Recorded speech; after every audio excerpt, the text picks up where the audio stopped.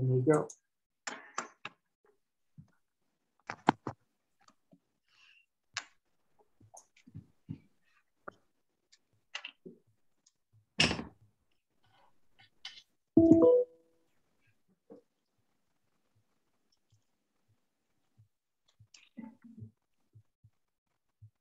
Wait for another minute or two. Yep, yeah, that sounds fine.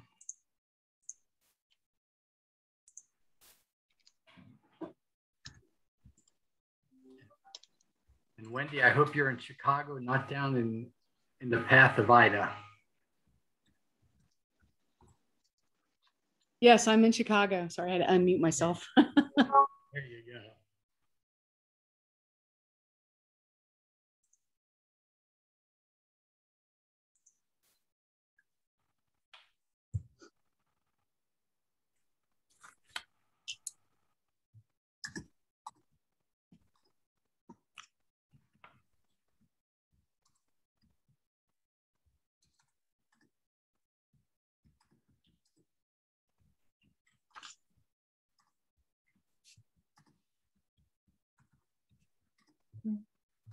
So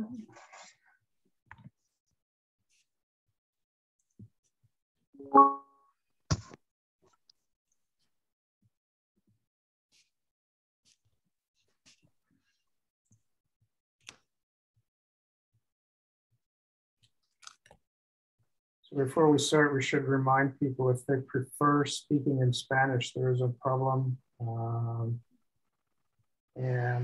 If I need to translate somebody, I'm happy to I'm happy to do it either into Spanish or into English. Yes, please.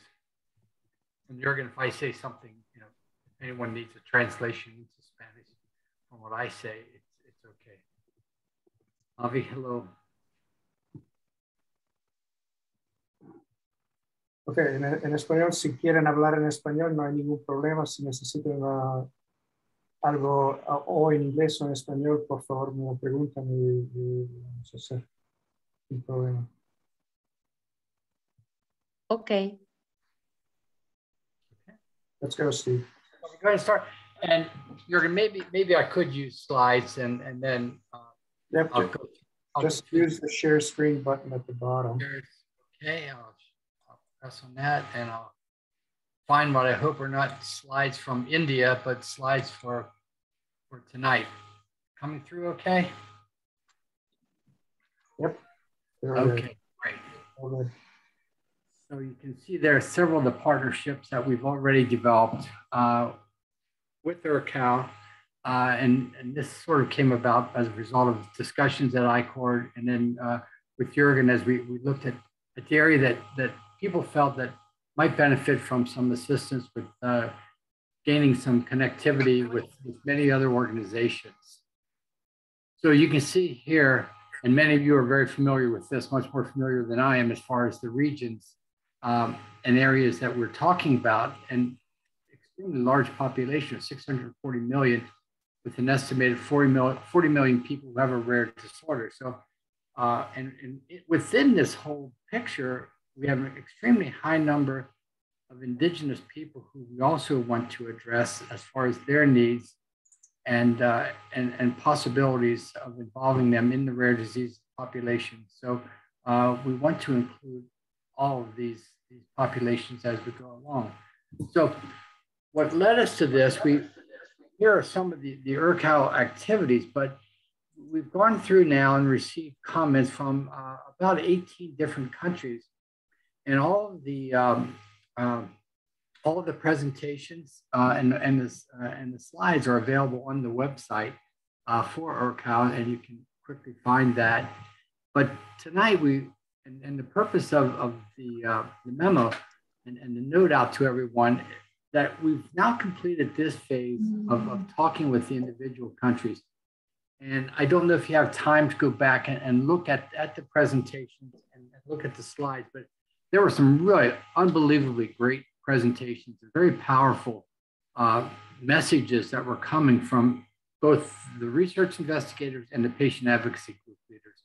I think many of us on the steering committee were unbelievably pleased with what was presented as far as highlighting the problems and the opportunities that we have in front of us, as well as the accomplishments. And so I think if you have time, you can go back and look at what was presented. So part of what we want to do is actually the third bullet here, establishing the writing group to summarize the country-specific presentations. And so we don't want to wait until the completion of any report, which probably will not be until at least November of 2022, where we're planning to have a conference to bring this to completion and publicize it after that. So we want to provide a report based on what the individual countries have presented. So we've asked people to volunteer, and several of you have already volunteered to join the writing group. So thank you very much for that. And the second really major issue that we want to get involved with are moving forward now from the country-specific discussions to the issue-specific work groups that we identified. Steve? Yes. Can I interrupt for 1 second? Yes. Or do some housekeeping here. In the chat, can you put down your name and email if you want to participate in the paper that Steve just mentioned? And then when we get to the working groups, we'll do the same thing. You know, you put in your name, the working group, and your email, and I'll copy those out and put them into a document that we can use. So right now, if you want to volunteer for the paper, please put your name and email address into the chat. ¿Lo necesitan en español también o estamos claros? ¿Claros? Necesitas nuestro mail y nuestro nombre para ver en qué grupo vamos a trabajar. Para el paper sobre los países, las presentaciones de los países. Después, Steve va a introducir las mesas de trabajo, y para cada mesa de trabajo necesitamos el nombre de la mesa de trabajo, su nombre y su correo. Sí. Ya es la primera persona. Excelente. Mil gracias. And yes, even though we would publish the article in English in one of the journals, we also would plan to make the report available, publication available in English or in Spanish. So that was a goal. So some of you had concerns that perhaps your English wasn't as good as others, but certainly it's better than our Spanish that we're trying to write. So we do need that exchange. That would be very, very helpful to the entire population.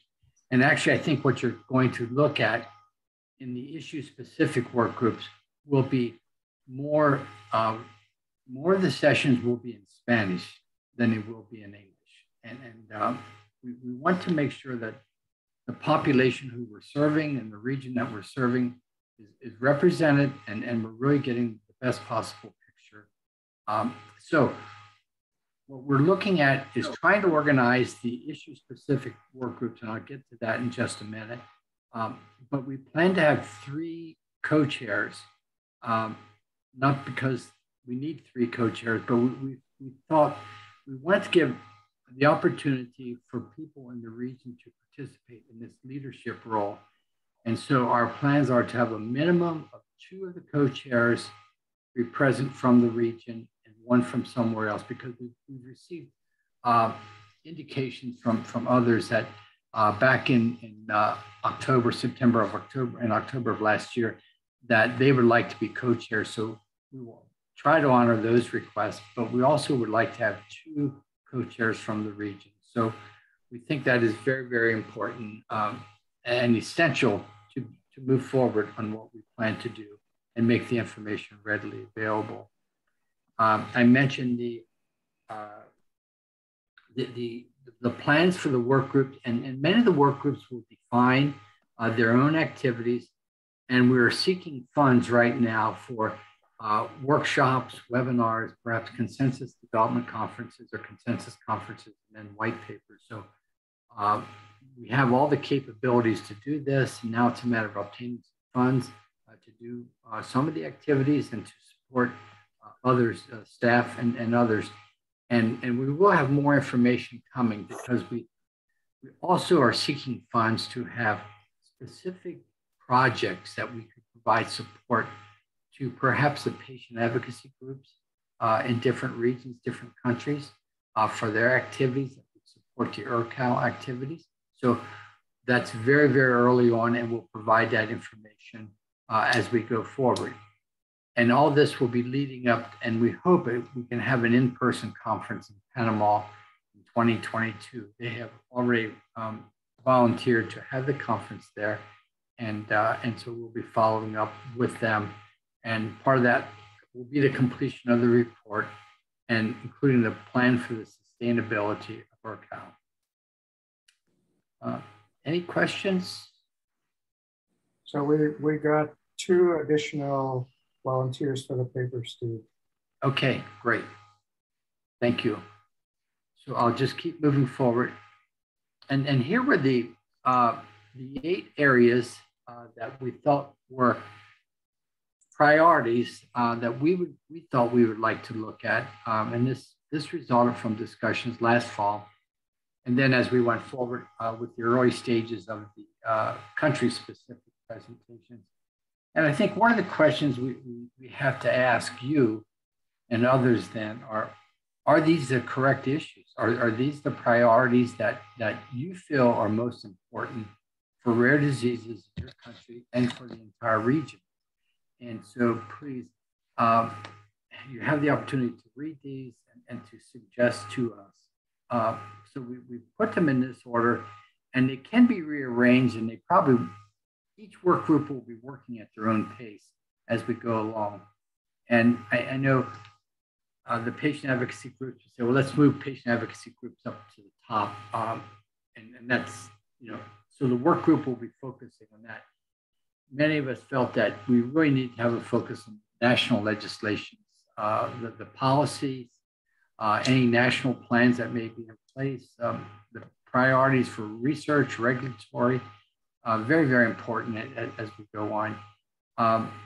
And certainly number 4, the access to the diagnosis and genomic advances,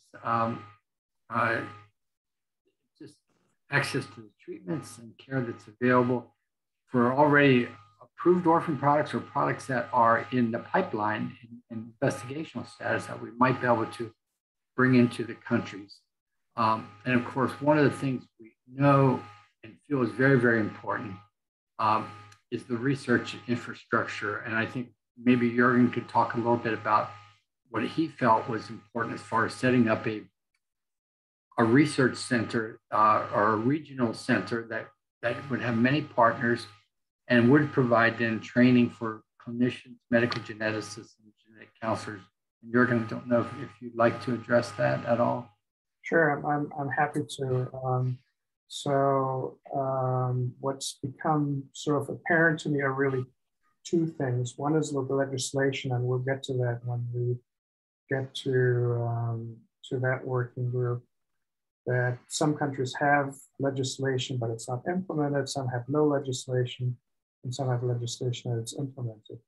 But the other thing that became very clear to me is that we should perhaps be ambitious and consider having a lasting legacy of ERCAL that might include a research and diagnostics center for Latin America, independent of national legislation and its implementation. And so some of that could, of course, deal with the diagnostics, which in some countries, I guess, is difficult. Some of it could involve genetic counseling, of which I have heard very little when people presented about their countries. But clearly, if you have a diagnosis, you will need to provide genetic counseling to the affected family. And of course, I'm a research guy, so I think research into rare diseases and in my specific interest is genetics and genomics might also benefit Latin America.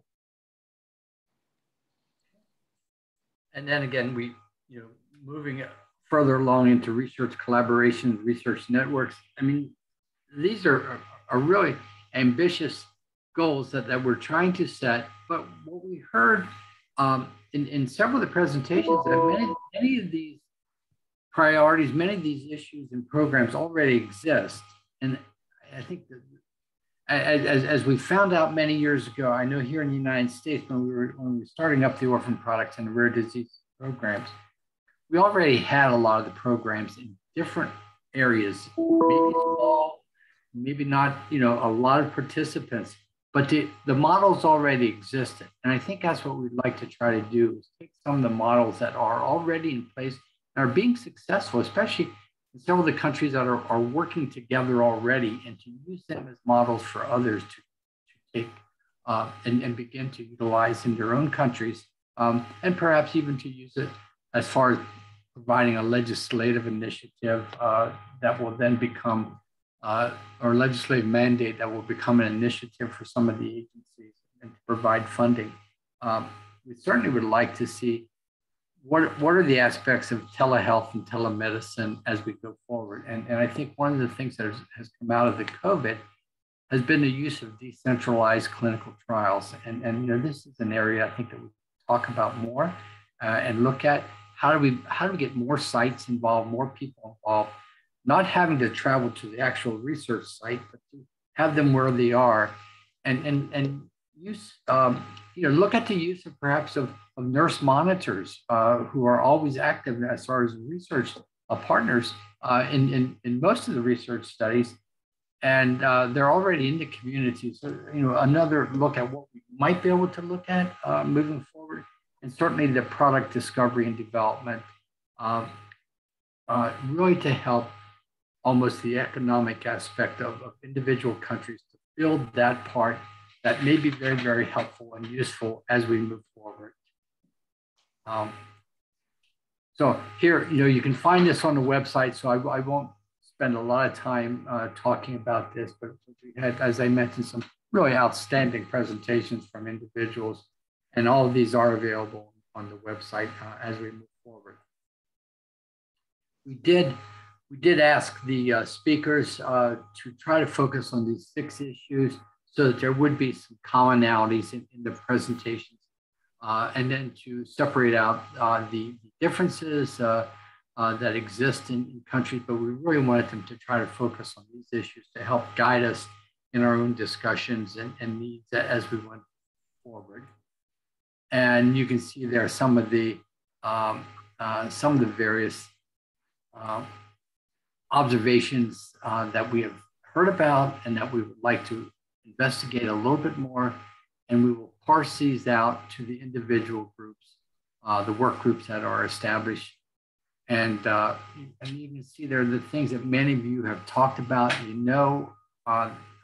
There are needs, but yet there are opportunities within the countries and between countries to really share the resources that already exist. So we have a lot of work to do, but I think it's really a possibility. And the next slide, well, you can see everyone who hopefully has a parachute there, joining together and working together. This is a list of the steering committee members, and I saw that Gabriella is also on the call now. So and Gabriella, I don't know if you want to make any comments moving forward or not, or you can wait till the end, whatever is good for you. Well, Gabriella is driving. We should make sure. She's driving. Okay. Okay. So, and I just wanted to draw your attention to a report that ICORD had done back in 2019 and published it in Nature Genetics. What we had talked about in Cape Town, South Africa, and how we brought together many people from Africa to discuss, and other parts of the world at a really well-attended meeting. And you can see there are several of the things that probably affect many of the countries that we're looking at within the ERCAL initiative. I think one of the observations that I've had over the years has been that the needs are very, very similar in all of the countries, It's what is available, what resources are available to respond to those needs, and how quickly are they available to the patients and the families. And actually, in some respects, many of the needs of the individual diseases are very similar. It's just putting activities in place, putting the priorities in place, and moving forward. And so I think that's what we're trying to do here with ERCAL, and seeking out the partnerships. And again, we've had some excellent partnerships, and we're going to grow even more. And this was a slide, I don't know, Gabrielle may have given us this slide also about the indigenous population. And these slides will all be available, so you can spend more time looking at them. And there was a publication, North and Net, back in 2019, which reflected the various legislation or no legislation in many of the South American countries. So I think I will end it with that and take questions from those of you who are present. And again, Jürgen, do you want to just go through the process of volunteers again? Yes, so what I would suggest is that we put up the slide on the different working groups and go one by one and see where people want to participate. Right. So just as we did before, please put your name, email, and in this case, also the name of the working group that you want to participate into the chat, and I will copy them out and put them into a document where we can look at, that we can work with. Lo mismo en español, si quiere que participar en las 8 mesas de trabajo, por favor su nombre, su correo y la mesa de trabajo en la cual quieren participar, por favor, en el chat.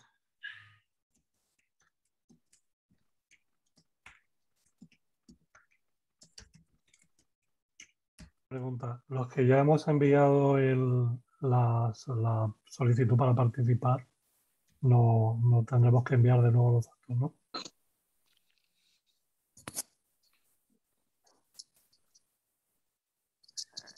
And I know several of you have already sent your names in, so I will add them, but if you don't mind repeating it right now, we'll have it here as part of the recording. But I have added several of your names already to do this work. You know, we have new people on and so on. So, Marta, para ti necesito el nombre de la mesa de trabajo en la cual quieres participar.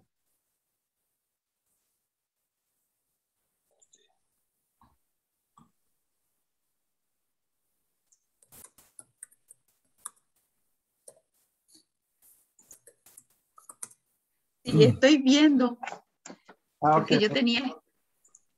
yo tenía escrito que quería en las 5 con anterioridad y ahora estaba mirando otra vez. Entonces voy a poner tema 1, las 5 y las 6. Todos los temas son interesantes, así que... El 1 pero no, y después... Tema 1, 5, estoy 5 y 6. Muy bien, muchas gracias, Marta. Yo estoy en 2 grupos, pero en el grupo 6, estoy en el 6A, perdón. Un ratito. Javier, por favor. Ok. Ok. Javier, ¿dónde quieres? Estoy en el grupo 6A, pero sería 6B. Bueno, 6 es 6. Ok.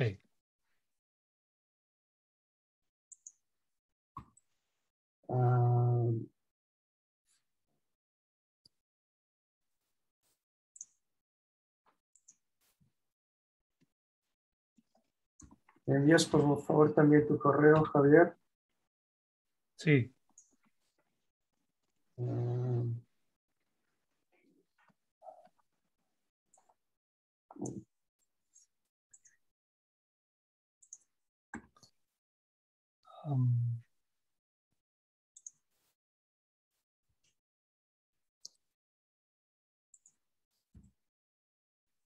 And if anyone would like to have a one-on-one discussion with me or with others, please let me know. We can always arrange, a WhatsApp call or something else to discuss, any needs or your needs or how you feel we should be doing things. So please, if you would like to discuss, please let me know and we'll make some time.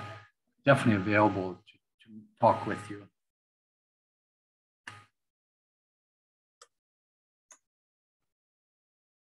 It might also be worth pointing out that if we have people who want to chair,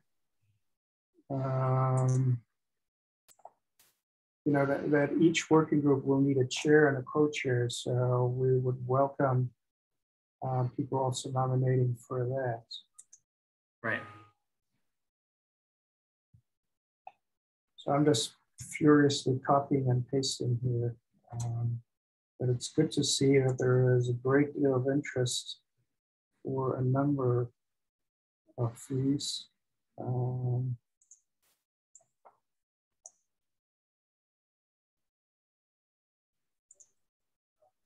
I think I'm almost caught up with the chats. No, there's 4 more messages. So I'm going to be copying and pasting here for a while. So if you want to keep on talking, Steve, that will be great.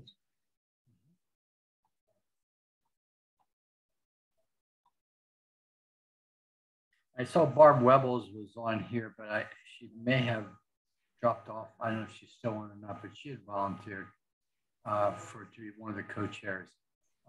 And she has done this before with the patient advocacy groups also. So I will contact her if she dropped off this call.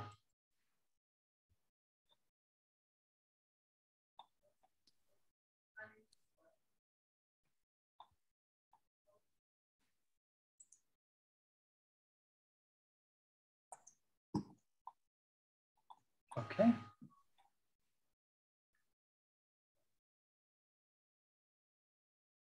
Okay, so I think I'm caught up with what people put into the chat. So just to remind people, we do want chairs and co-chairs. At least one should be from the region, in other words, from Latin America. So at some point, we will ask the working groups to constitute, and I think chairs and co-chairs should be nominated out of the actual working group. About it if you want to do that. Yep.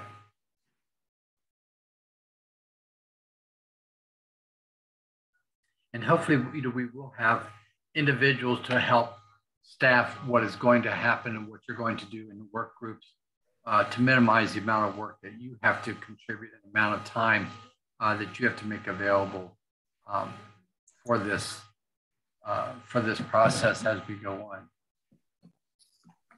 And we will also provide some guidance and guidelines for how to correspond and communicate with the steering committee. But there are things that will follow later on as we move forward.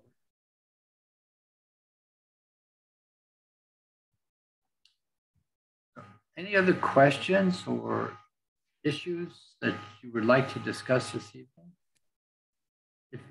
And please, you can always send a note after this if you rethink something, and we can change, delete, add, whatever you would like us to do as far as your participation.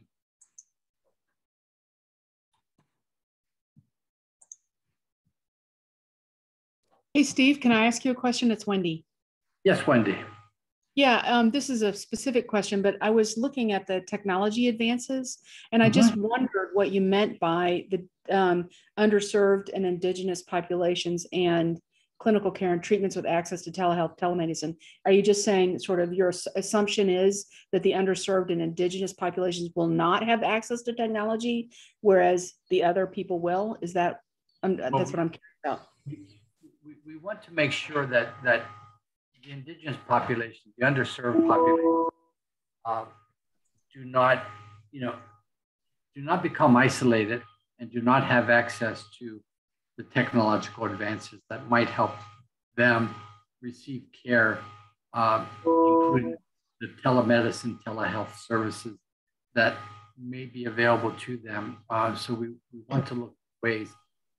And you know, we don't know who exactly will be some of the co-sponsors, also the commercial co-sponsors. But we've had a number of companies that we're working with to discuss what this may all look like when we finish up and what might the opportunities be for implementing some of these recommendations. So I think there were several people who really had an extreme interest in indigenous populations. And I think the large number of patients who come from indigenous populations in the Latin American region is really quite substantial. We want to make sure, again, that we did not leave them behind in what we do and what we make available. Thank you. That makes sense. Okay. So, okay, so I hope I got everybody's names. We have one more session, I think, tomorrow. Or Wednesday? Or yeah, your day is tomorrow.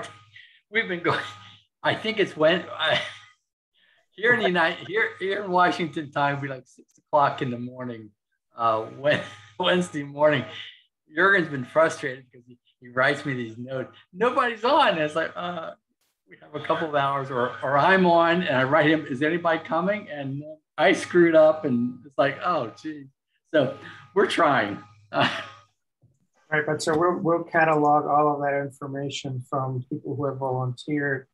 And I think the next step will be that we contact individuals who are part of a working group and get them and ask them to get started, to activate the working group, which includes a chair and a co-chair, and we'll send them the guidelines and we'll get going with this.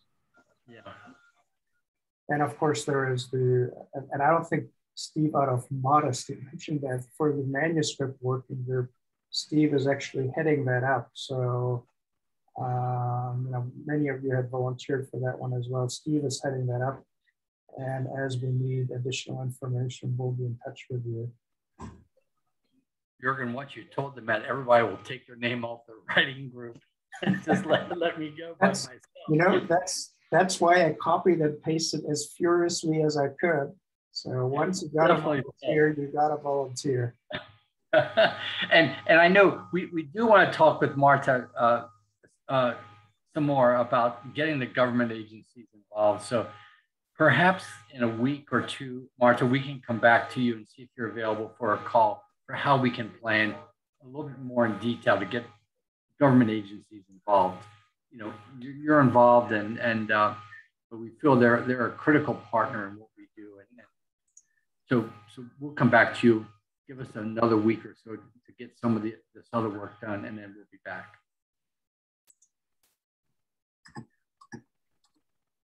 Okay. Anything else? Any other questions? I should stop sharing the screen. That's okay. There we go. So is Gabriella still driving and maybe can't talk? So we'll give her the opportunity being on the steering committee. Marta. Una preguntita. Luego nosotros continuaríamos con los grupos ya, con la redacción por un lado y con los otros grupos. Sí, y ahí podríamos ver.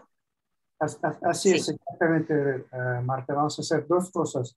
Vamos a empezar a escribir el paper y Steve va a ser el coordinador de eso.